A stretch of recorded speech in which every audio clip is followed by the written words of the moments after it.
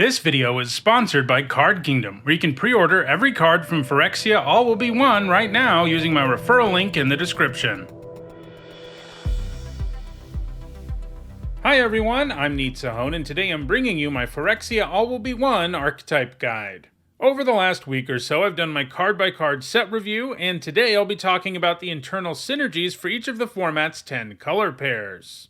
This isn't a video where I'll be talking about the best premium removal or bombs or just cards in general in the set, although I did cover those in the set review. Instead, this video focuses only on cards that have synergy within a particular color pair. This can help you understand how to value particular cards within each of these color pairs. Alright, let's dive in with a look first at green-white. So 8 of the 10 color pairs in this format deal with this format's core mechanics, which are Toxic, Oil Counters, and Proliferate. We're starting with a look at Toxic decks, and the first of the ones we're looking at is green-white. Each of these color pairs, as usual, has a signpost in common, a card that is generally pretty powerful and sort of tells you what a particular color pair should be doing. In this case, we've got Slaughtersinger, a 2/2 with Toxic 2 that gives +1/+1 to another creature you control with Toxic if it attacks. Now, this does count every single creature you have with Toxic that does attack other than Slaughtersinger. And you can see how this is really good if you can just curve out with a bunch of Toxic creatures. They're all going to attack a lot harder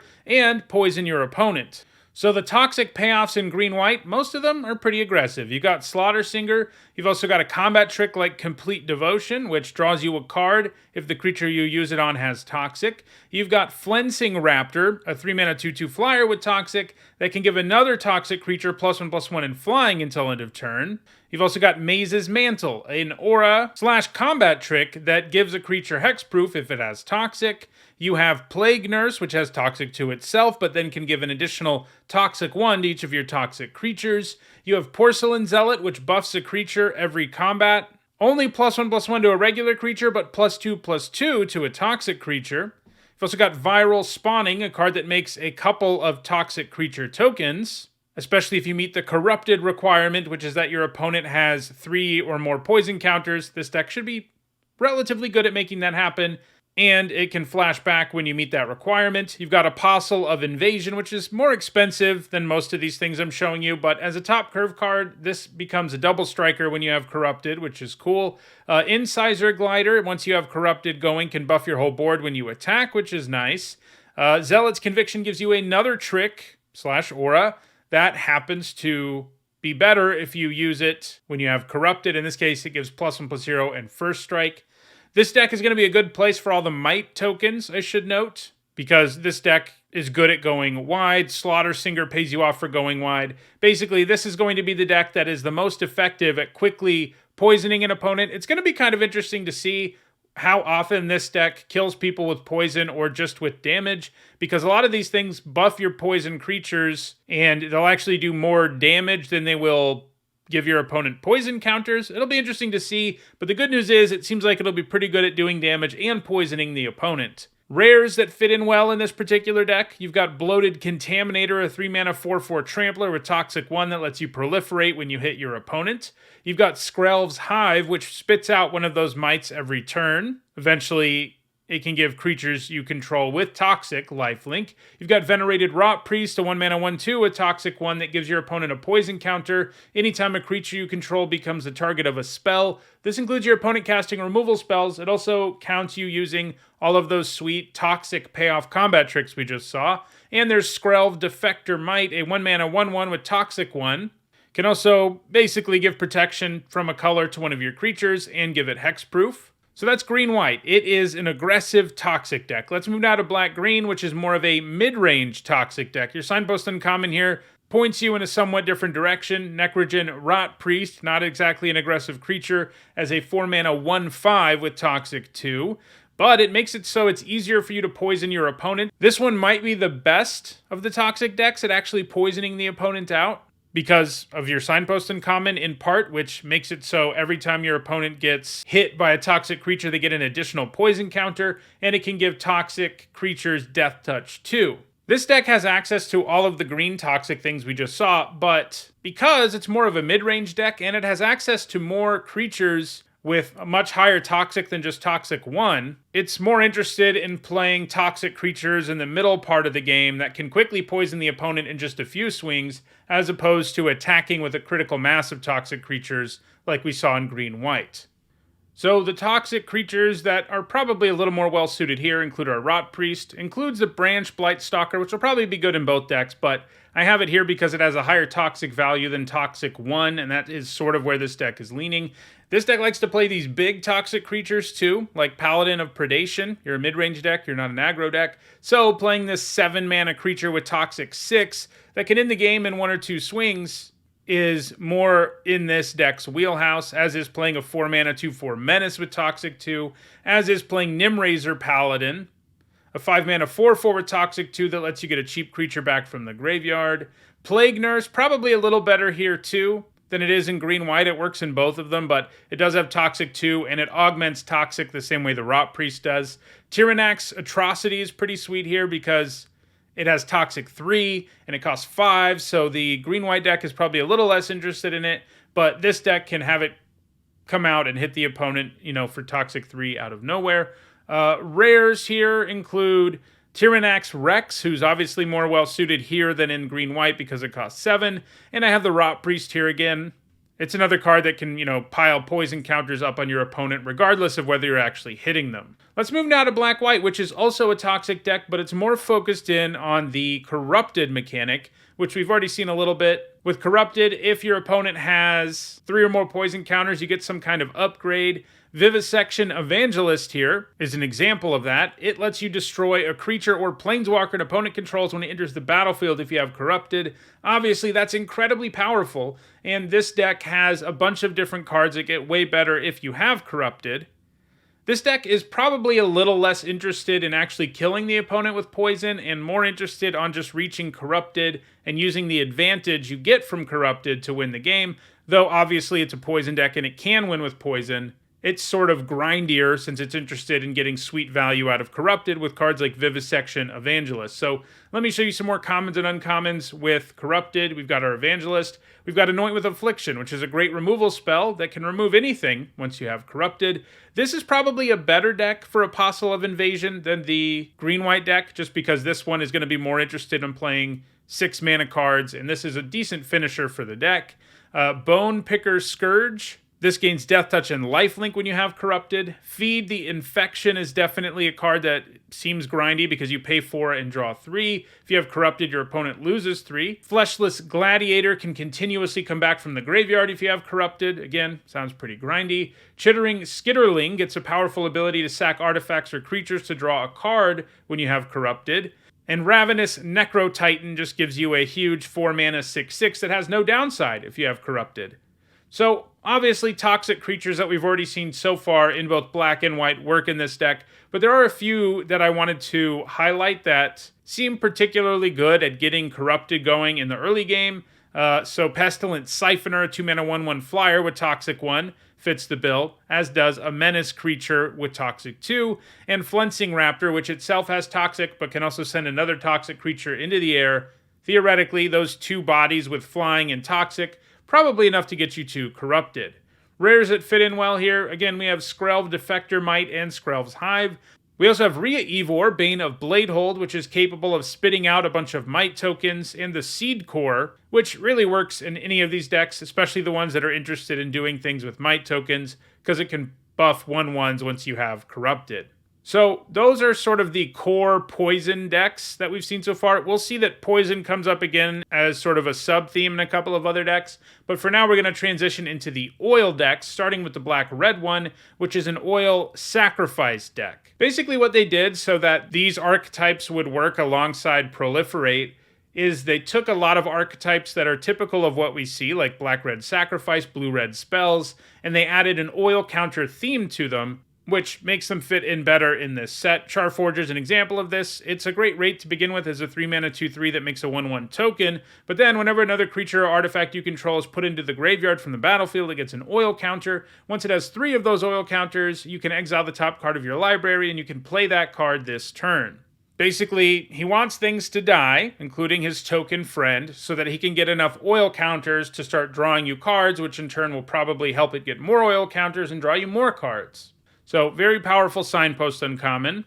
So, some more cards that do stuff with oil counters that deal with your stuff going to the graveyard includes Necrosquito, which gets +1/+1 for each oil counter on it, and it gets another one anytime a creature or artifact you control is put into a graveyard from the battlefield. You've got Vat of Rebirth, which needs oil counters to reanimate stuff. It gets one using the same trigger that Charforger and Necrosquito have. Churning Reservoir is interesting. I already don't love Vat of Rebirth because it seems like a really slow way to reanimate stuff. Churning Reservoir being here too is interesting, and it may indicate that this deck is a little less aggressive than we're used to in Black-Red. Because both of these cards are these slow building value engine type cards, the Vat and the Reservoir. The Reservoir lets you put extra oil counters on things, and then it can spit out 1/1s. You can obviously sack those 1/1s to various effects for value.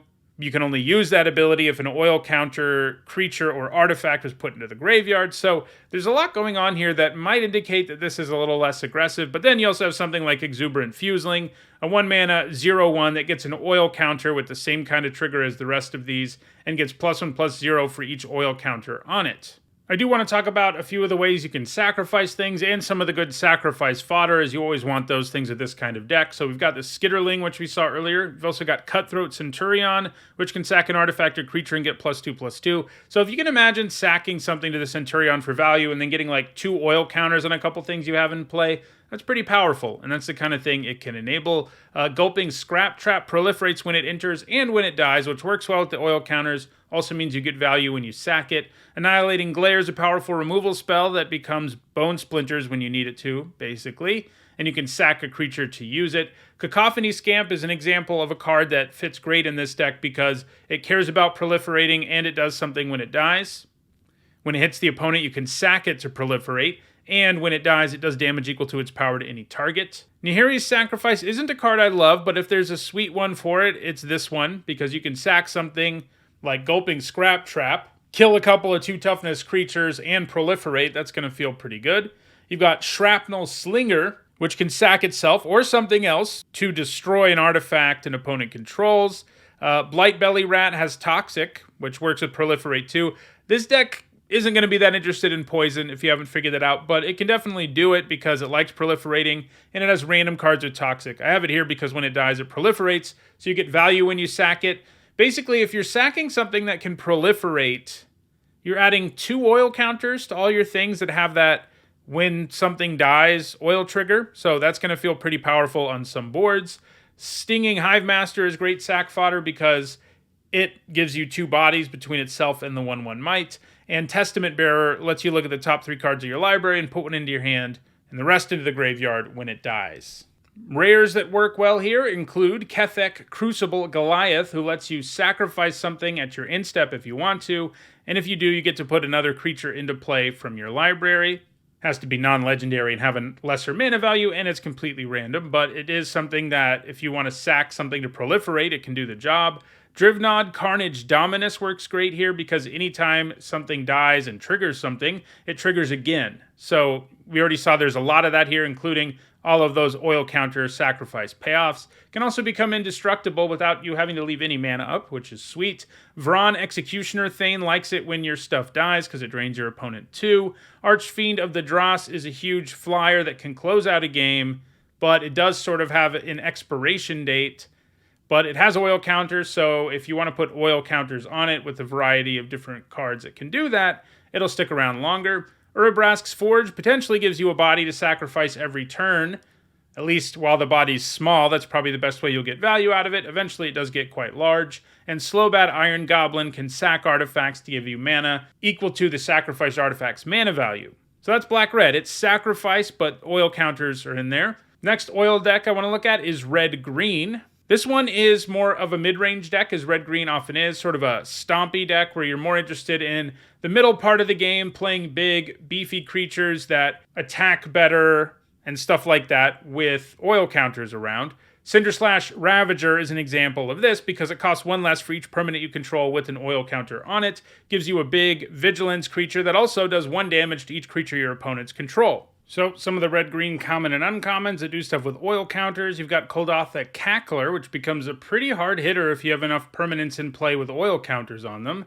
Lattice Blade Mantis is a good example of how this color pair uses oil counters, because this creature uses them to increase its stats and untap. Oil Gorger Troll draws you a card if you have a card in play with an oil counter on it. Urabrask's Anointer does damage equal to the number of permanents you control with oil counters on them. Ichor Plate Golem, another card that works in all of these different oil decks, puts an extra oil counter on things when they enter and buffs your oil counter creatures +1/+1. You've got Furnace Strider, a 5-mana 4/5 that can give things haste with its oil counters. Forge Hammer Centurion, which can make things unable to block with its oil counters. Evolving Adaptive, which gets bigger for each oil counter on it and gains an oil counter every time a creature with greater power or toughness enters the battlefield. Armored Scrap Gorger can tap for mana, and it gains an oil counter when it does. And it gets larger once you have 3 oil counters. Free from Flesh is a sweet combat trick that puts 2 oil counters on the creature you use it on. There's also Incubation Sac, which spits out tokens using oil counters. Rares that fit in well here include Miglos, who uses its oil counters to increase its stats and gain keyword abilities and destroy artifacts and enchantments, and evolves Spinoderm, which enters with oil counters, has hexproof at first, later gains trample. So that's red-green, fairly creature-heavy deck with big, trample-y, high-power creatures. Let's move now to blue-red, which is an oil spell deck. As usual, it's a spell deck, of course, but you get an oil counter every time you cast a non-creature spell on a bunch of your cards here, and the cards get better the more oil counters are on them. Like Serum Core Chimera, which can use up its oil counters to draw you a card, and then you can discard a non-land card, and when you discard a card this way, the Chimera deals 3 damage to target creature or player. Powerful effect if you can get enough oil counters on it. So spell payoffs that use oil counters include Atmosphere Surgeon, which can use its oil counters to give a creature flying. Ichor Synthesizer, which becomes a 3/3 unblockable when it gets enough oil counters. Sawblade Scamp, which can use its oil counters to tap and do 1 damage to an opponent.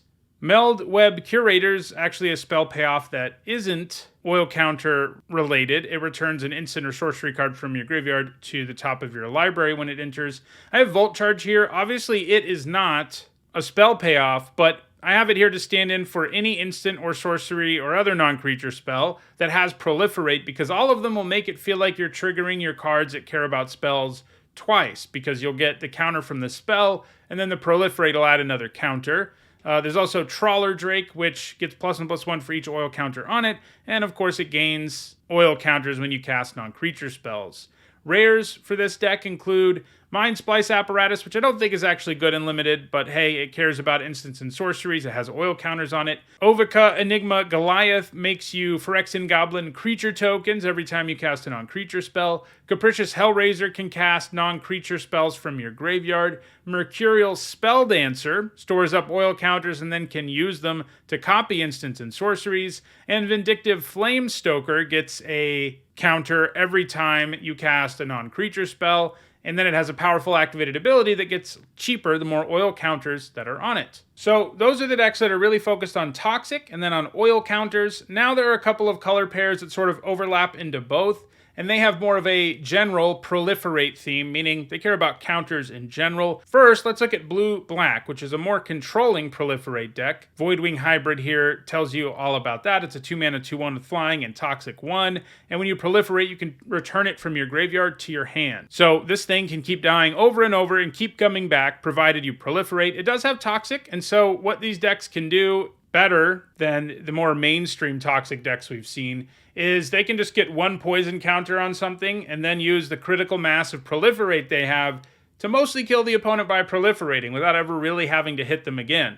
And Voidwing Hybrid enables that in every way, basically, because it's evasive itself, and then it comes back when you proliferate. So it's really telling you everything you need to do. There aren't that many other cards that actually pay you off for proliferating alone. There is the Voidwing Hybrid, and then there's Scheming Aspirant, which drains your opponent for 2 every time you do. Apart from that, there aren't other cards that say, hey, you should proliferate. Except for that, there's a bunch of cards that deal with oil counters and that deal with poison counters within blue-black, most of which we've already seen. Ways to repeatedly proliferate are particularly appealing here. So Thrumming Bird, for example, which hits your opponent and proliferates every time, or Gulping Scrap Trap, which can proliferate twice, are nice here. Blue-black also has some nice removal spells that just have proliferate tacked on, which is very blue-black control. You've got Mesmerizing Dose, which freezes a creature down and proliferates. Drown in Ichor, which gives -4/-4 and proliferates. And Serum Snare, a bounce spell that proliferates. This is not every single exhaustive card with proliferate in the set, but these are the ones that I think are particularly well suited to blue-black. Rares, well, you have another card at rare, two actually, that pay you off for proliferating. One of them is Venser, who makes a 3/3 golem. He can then give an artifact creature flying and lifelink when you proliferate, including his golem friend. Vraska is going to be great everywhere, and you can even splash her because you can pay 2 life for the second black mana. But she does have a 0 ability that proliferates, and Teku Thal is a super efficient creature that also doubles your proliferation, which is awesome. The other proliferate deck is blue-green, where your signpost uncommon is Tainted Observer, a 3-mana 2/3 with Toxic 1, that whenever a creature enters the battlefield under your control, you can pay 2 generic, and if you do, you proliferate. So again, we've got an evasive toxic creature. This deck can get 1 or 2 poison counters on the opponent and just proliferate for the rest of the game. A little better than the more toxic focused deck, but just like we just saw, green is a color really interested in poison, blue is a color really interested in oil counters, so you can overlap the value for proliferate into those 2 different things. We've already covered a bunch of cards with proliferate, but I want to look at a few green cards where we haven't done that yet, and most of them happen to be fairly aggressive cards. Adaptive Spore Singer, for example, can proliferate, but the other option is +2/+2 in Vigilance to a creature until end of turn. Kinker Bloom is a super efficient creature that can sack to proliferate. Contagious Vorak is a 3-mana 3/3 that can proliferate when it enters the battlefield. Expand the Sphere is the only one of these that's not, sort of an aggressive creature. It can ramp your mana or proliferate. And Venomous Brutalizer, you can pay a kicker, basically, of 1 generic and a green to proliferate. Also happens to have Toxic 3. Rares that fit in well here, well, we've got Bloated Contaminator, which proliferates when you hit your opponent. Azuri, Stalker of Spheres, which gives blue-green its own payoff for when you proliferate. In this case, you draw a card. It can also proliferate twice in the late game. And we have Teku Thal again, who sets up double proliferate. So, like I said at the beginning, those are the 8 counter-focused, whether it's poison or oil or both in the case of the proliferate decks. Those are the counter-focused color pairs.